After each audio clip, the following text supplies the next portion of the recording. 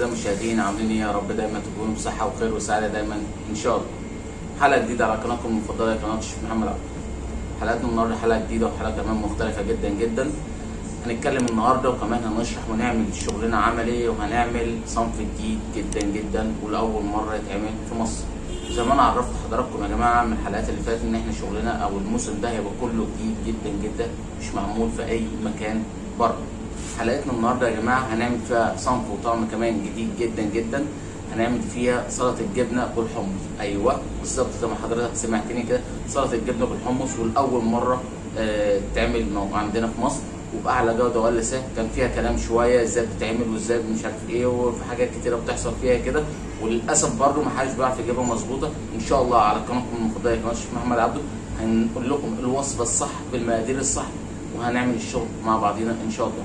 لكن قبل ما ابدا الحلقه يا جماعه، لو اول مره تشوفونا يا جماعه ما تنسوش تعملوا اشتراك للقناه، وكمان تفعلوا زر الجرس عشان يوصل لكم كل جديد ان شاء الله. كمان ما تنسوش تعملوا لايك وتسيبوا لي رايكم تحت في التعليقات. يلا بينا نبدا الحلقه، يلا بينا نشرح المكونات دلوقتي كده مع بعضينا. نجيب ربع كيلو حمص، ربع كيلو حمص. كمان معانا حزمه بقدونس فريش. كمان معانا جزرايه مبشوره. معانا كمان نص كيلو جبنه ملح خفيف. معانا البهارات بتاعتنا، ملح ربع معلقه كمون، كمان ربع معلقه فلفل اسمر.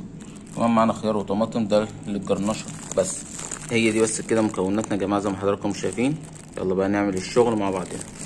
نجيب اول حاجه يا جماعه ملح خفيف زي كده، نقطع بقى معانا مربعات صغيره جدا.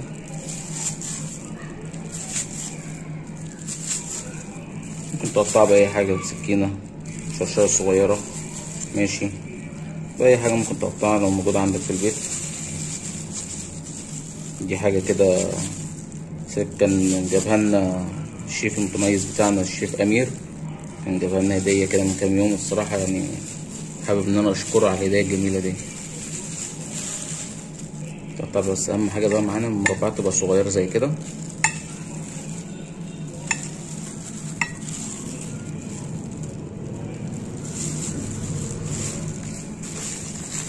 بصوا بقى يا جماعه، مربعات هتبقى صغيره خالص زي ما حضراتكم شايفين كده. طلعها كده بقى كلها من جوه بعضيها. حاول تتفرج الشغل بتاعك كويس جدا جدا.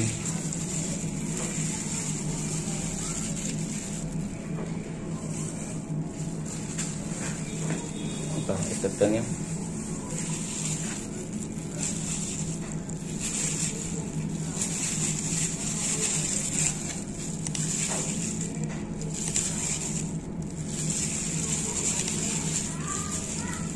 صنف جديد وكمان الاكل طريقته سهله جدا جدا، مفيهوش اي صعوبه. كمان صنف جديد وهيشتغل معاك كويس جدا جدا. كمان لو حضرتك عايزه تعمليه في البيت ممكن تعمليه لاولادك، هيبقوا فرحانين بيه جدا جدا طبعا. مفيهوش اي حاجه ضر خالص، كل شغلانه كل فريش زي ما حضراتكم عارفين. كمان بيدخلوا خضار، ده كمان كويس جدا جدا على صحتنا وعلى صحة أولادنا زي ما حضراتكم شايفين كده.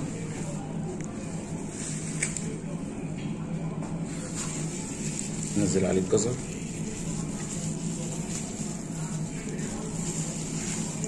ريت بس يا جماعة بعد إذنكم الشغل الخضار بتاعنا في العموم هيدخل له جزر أو فلفل أو أي حاجة، لازم شغلنا فريش، لازم يكون شغلنا فريش.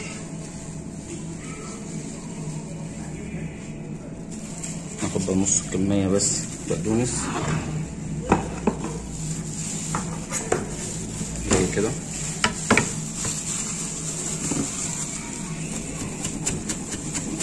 يتفرم بقى معايا فرمة كده كويسة. بس كده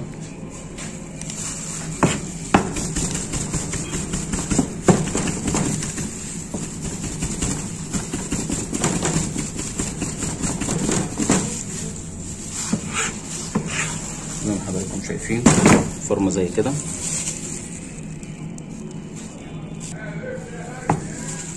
نضيف عليه بقى البقدونس بتاعنا زي كده يا جماعة.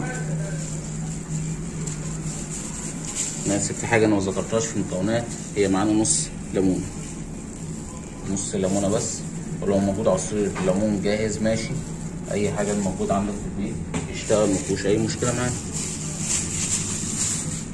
ننزل بقى عليه بقى البهارات بتاعتنا، نخلطها كلها في قلب بعضيها زي كده.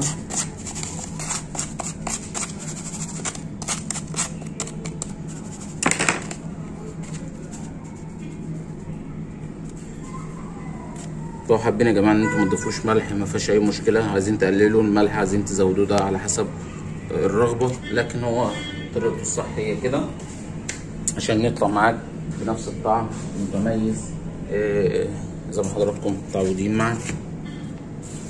لكن قصه الملح في العموم دي بترجع على حسب رغبتك انت في الاكل.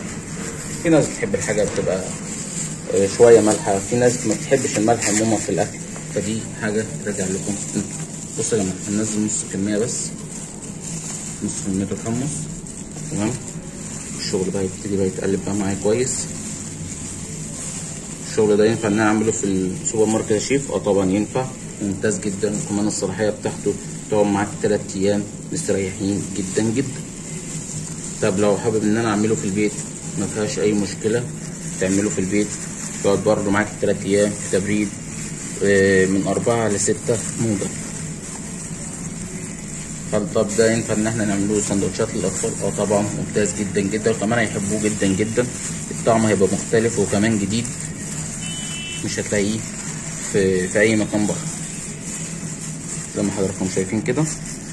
بصوا بقى يا جماعه النص التاني ده احنا هنعمل فيه ايه؟ نضف بس مكاننا الاول.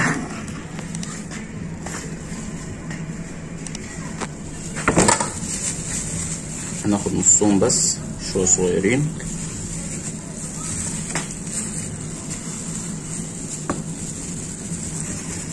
نفرم بقى شويه الشغل دلوقتي يا جماعه بالسكينه كده كويس جدا كده مع بعضينا، حاول على قد ما تقدر بس ان انت تنعمه زي ما حضرتك شفت كده.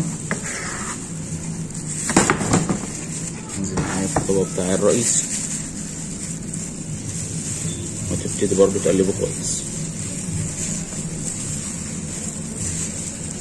هل ينفع ان انا ادخل فيه فلفل يا شيف؟ طبعا مفيش اي مشكله تتدخل فيه فلفل رومي، لكن يفضل ان احنا نشتغل بنفس الطريقه ديت وبنفس المدرسه ديت عشان تطلع بقى اعلى جوده واقل سعر زي ما حضراتكم متعودين معانا. نبتدي بقى نلمع السرفيس بقى بتاعنا كده والطبق بتاعنا.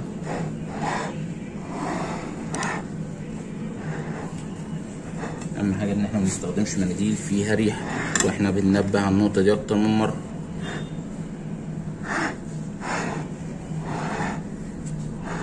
بحب اشكر طبعا يا جماعه الناس اللي متابعانا كلها، الناس المهتمه جدا بالتعليقات واللي بتسيب لي تعليقاتها تحت، لو في اي ملحوظه بيبلغونا عليها، احنا كلنا اخوات طبعا مش اي مشكله.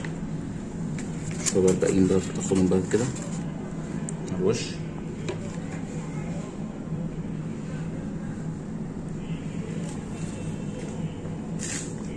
كمان شويه بقدونس كده صغيرين، تقطع كده تقطيع خشن.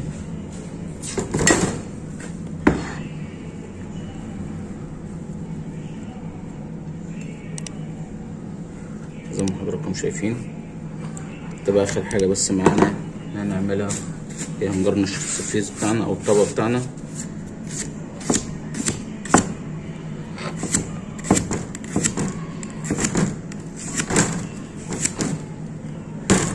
نجرنش باقي الشغل مفيهاش اي مشكله معانا زي ما حضراتكم شايف كده.